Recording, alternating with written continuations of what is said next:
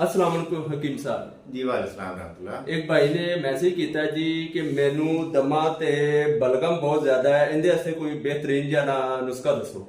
जी मैं शहजाद दस देना नुस्खा बड़ा ही कीमती है, बड़े ही आसान है, बड़े महंगे महंगे नुस्खे इस्तेमाल करने की जरूरत नहीं है। बड़ा ही अच्छा नुस्खा है, मेरा बड़ा मुजरब है।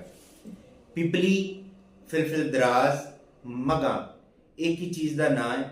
ए मैं तुहानू इसकी शेप दिखा देना। ਇਹ ਜਿਹੜਾ ਹੈ ਤੁਹਾਨੂੰ ਪੰਸਾਰੀ ਤੋਂ ਬੜੀ ਆਸਾਨੀ ਨਾਲ ਮਿਲ ਜਾਏਗੀ ਤੇ ਬੜੀ ਆਮ ਜੀ ਚੀਜ਼ ਹੈ। ਇਹ ਦੇਖੋ ਇਸ ਤਰ੍ਹਾਂ ਜਿਹੜਾ ਹੈ ਇਹ ਮਿਰਚਾਂ ਦੀ ਤਰ੍ਹਾਂ ਇਹਦਾ ਟੇਸਟ ਹੁੰਦਾ ਹੈ, ਜ਼ਾਇਕਾ ਹੁੰਦਾ ਹੈ ਤੇ ਇਹਨੂੰ ਕਹਿੰਦੇ ਨੇ ਮਗਾ।